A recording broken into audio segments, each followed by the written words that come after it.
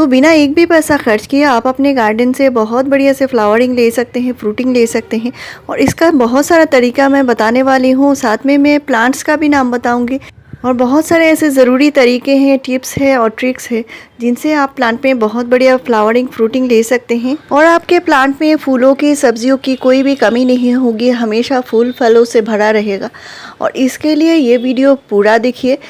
तो ज़रूरी नहीं है बाज़ार से हम सिर्फ महंगे महंगे खाद खरीद कर लाएंगे तो ही हमारे प्लांट अच्छे से फ्लावरिंग करेंगे।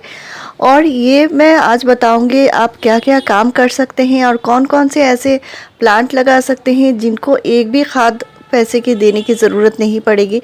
आप बिना खर्च के इन प्लांट को लगा सकते हैं और इन प्लांट पे बहुत ही बढ़िया से फ्लावरिंग फ्रूटिंग दे सकते हैं। तो सबसे पहले जो ज़रूरी होती है प्लांट को उसके न्यूट्रिशन की, प्लांट को अच्छी सनलाइट की, अच्छी वाटरिंग की, प्लांट की देखभाल की, तो वो तो ज़रूरी है ही। तो न्यूट्रिशन की बात जब आती है तो महंगे खाद की बात नहीं आती फ्रेंड्स, वो कौन सी न्यूट्रिशन कब देनी है वो ज़रूरी सबसे होती है। और प्लांट को हमने किस गमले में लगाया है वो भी बहुत ज़्यादा इम्पॉर्टेंट होता है। प्लांट को मिट्टी कितना दिया है और कैसी मिट्टी दिया है वो भी इम्पॉर्टेंट होता है। तो कुछ ऐसे प्लांट होते हैं जो बहुत जल्दी बड़ा हो जाते हैं और इनमें से एक है अपराजिता।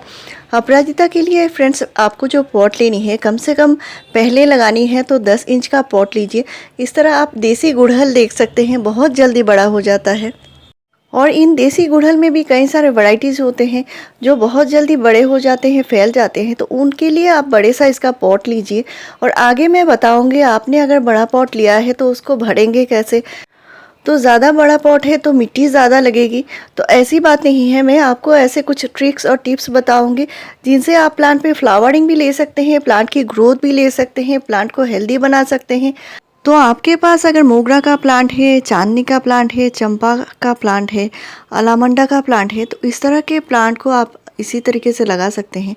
यानी जो ये प्लांट है ये बहुत ही कम केयर में अच्छी फ्लावरिंग करते हैं, बहुत ही बढ़िया प्लांट होते हैं। इनमें से एक मोगरा भी ऐसा ही प्लांट है जिसको आप इसी तरह से लगा सकते हैं।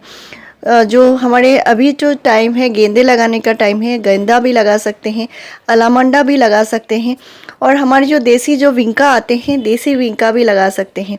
तो मैं इनमें से सिर्फ देसी प्लांट की ही बात कर रही हूँ, हाइब्रिड प्लांट की बात नहीं कर रही हूँ, क्योंकि हाइब्रिड प्लांट जो होते हैं वो थोड़ा सा ज़्यादा केयर मांगते हैं देसी की तुलना में।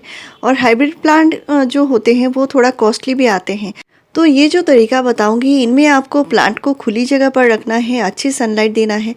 और अभी आप विंटर के जो वेजिटेबल्स के जो पौध लेंगे या जो सीडलिंग्स लेंगे वो भी इस तरीके से लगा सकते हैं। तो छोटे गमले को कैसे भरना है और बड़ा गमला है तो भी आपको कैसे भरनी है, तो इस तरह से अगर आप गार्डनिंग करते हैं तो सबसे पहले जो ज़रूरी है आप अपने प्लांट को खुली जगह पर रखिए, यानी पूरे दिन के धूप में रखिए। तो ये देसी प्लांट होते हैं तो इनको पूरे दिन के धूप की बहुत ज़्यादा ज़रूरत है। और मैं जिस तरीके की बात कर रही हूँ उनमें खुली जगह का होना बहुत ज़रूरी है, ताकि प्लांट की मिट्टी में भी अच्छी सनलाइट लगे और पौधे में कीड़े मकोड़े फंगस का इशू भी कम आएगा, पौधा बहुत ज़्यादा हेल्दी बना रहेगा आएगी। तो सबसे पहले आप इस तरह का जो फ्रूट जो क्रेट आता है, जो फलों के जो बास्केट मिलते हैं उनमें लगा सकते हैं, नहीं तो आप थर्मोकोल के जो डिब्बे आते हैं उनमें भी लगा सकते हैं। तो हमारे गार्डन के पॉट में बहुत सारे घास फूस उग जाते हैं और ये जो घास फूस होते हैं नाइट्रोजन का बहुत ही बढ़िया सोर्स होता है। इनको कभी भी नहीं फेंकना है, इनको आप इकट्ठा कर लीजिए। साथ में आपके पास जितने सारे फलों के छिलके हैं, सब्जी के छिलके हैं, केले के छिलके हैं, कोई भी छिलका है, सारे ही छिलके को आप इकट्ठा कर लीजिए। सिर्फ पके हुए नहीं लेना है, कच्चे जो छिलके होते हैं सिर्फ उन्हीं को लेना है। तो घर में जितने सारे छिलके बचते हैं आप कम से कम 4 से 5 दिन का इकट्ठा बना लीजिए और इनको एक साथ कर लीजिए। और इनसे हम आगे बताने वाले हैं कौन कौन से तरीके से हम पॉट को भरेंगे। तो ये जो छिलके होते हैं इनमें भरपूर मात्रा में nitrogen, phosphorus, potassium, iron, calcium, zinc और भी कई सारे मैक्रो और माइक्रो न्यूट्रिएंट्स हैं जो हमारे पौधे को बहुत ज़्यादा हेल्दी बनाएंगे। लेकिन इनको हम डायरेक्टली पॉट में नहीं दे सकते। तो आप देख सकते हैं मैंने यहाँ पे 10 इंच का पॉट लिया है और पॉट थोड़ा सा गहरा होना ज़रूरी है। मैंने नीचे से थोड़ा सा मिट्टी भर लिया है और ड्रेनेज होल भी इसमें है। तो मैंने सिर्फ नीचे से 1 इंच का मिट्टी भरा है। साथ में जो दे रही हूँ ये देख सकते हैं, घर में जितने सारे छिलके हैं, फलों के छिलके हैं, सब्ज़ी के छिलके हैं, प्याज के छिलके हैं, सारे ही छिलके मैं इनमें डालने वाली हूँ। और आपके पास अगर ज़्यादा छिलके हैं तो आप बड़े साइज़ के पॉट में भी दे सकते हैं। तो पॉट के नीचे सिर्फ मैंने थोड़ी सी मिट्टी दिया है। इसके बाद मैंने ये जो जितने सारे छिलके हैं ये दे दिया है। आपके पास अगर जो ग्रीन लीफी वेजिटेबल्स हैं, यानी जो पत्तेदार सब्जियां हैं या पत्ते हैं, तो उनको दे सकते हैं। घास फूस है उनको भी दे सकते हैं।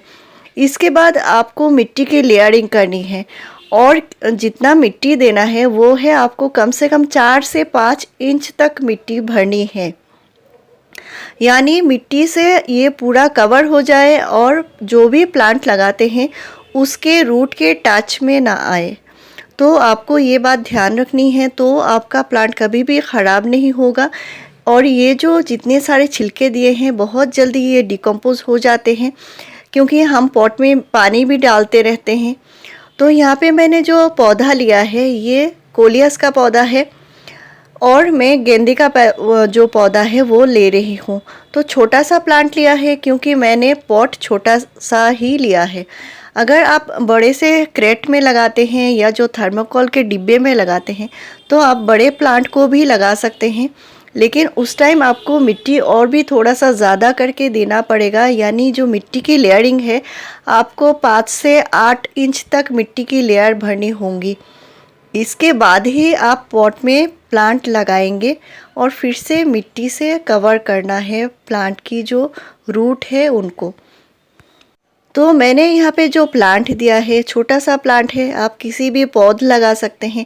अभी विंटर के लिए आप जितने सारे प्लांट लाएंगे विंटर वेजिटेबल के या विंटर के फ्लावरिंग के, उनको लगाएंगे तो पौध लगाएंगे ना, तो पौध लगाने से कोई भी हानि नहीं होगी, क्योंकि ये जब इनके रूट नीचे जाएंगे तो ये जो खाद हमने दिया है वो अच्छे से डिकम्पोज हो चुकी होगी। तो कैसे लेयरिंग करनी है आप देख सकते हैं। नीचे किचन कंपोस्ट है, बीच में सॉइल है और ऊपर से प्लांट लगाया है। तो प्लांट को लगाने के बाद हल्के से पानी देना है, बहुत ज़्यादा पानी एक साथ नहीं देना है। तो एक बार तो आपने खाद दे के प्लांट को लगा दिया, नेक्स्ट आपके प्लांट को कैसे खाद देनी। तो मैंने 300 से ज़्यादा वीडियोस ऑर्गेनिक फर्टिलाइज़र के ऊपर वीडियोस बनाए हैं, होममेड तरीके से खाद बनाकर वीडियो शेयर किया है। तो उनसे आप बहुत बढ़िया से प्लांट पे फ्रूटिंग फ्लावरिंग ले सकते हैं। नेक्स्ट है आपको जो ये बड़े बड़े साइज़ के जो क्रेट आते हैं उनके ऊपर प्लांट लगाइए, और एक साइड थोड़ा सा खाली रखिए जहाँ पे आप ये जो वेजिटेबल पील्स हैं या फ्रूट पील्स हैं जो भी आपके किचन से निकलता है, तो मिट्टी में थोड़ा सा छोटा सा गड्ढा बना के इनको दे सकते हैं, और फिर से इनको मिट्टी से ढक देनी है। तो ये बहुत जल्दी डिकम्पोज हो जाएंगे और प्लांट को बहुत अच्छी सी न्यूट्रिशन मिलती रहेगी।